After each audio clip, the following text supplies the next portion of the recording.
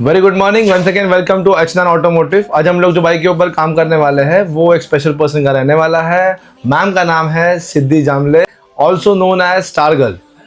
Ma'am के almost 7 lakh followers है Instagram के ऊपर। यूट्यूब का भी फैमिली काफ़ी बड़ा है, वहाँ पे भी ऑलमोस्ट 100K के ऊपर सब्सक्राइबर्स है। तभी उन्होंने रिसेंटली एक नया बर्गमैन जो है वो परचेज किया। उस टाइम पे उनका जो कलर था गाड़ी का वो था मैट, तो उनको शोरूम वाले ने रेकमेंड किया क्यों ना आप ये गाड़ी के ऊपर PPF करवा लो।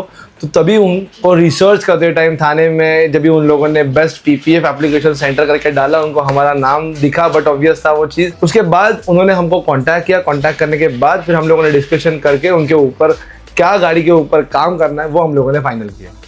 बाकी ये वीडियो में ज़्यादा नहीं बोलने वाला हूँ मैं, आप इन प्रोसेस देखिएगा, वहीं पे आपको समझ में आ जाएगा कि हम लोग ने ये गाड़ी के ऊपर क्या तरीके का काम किया हुआ है।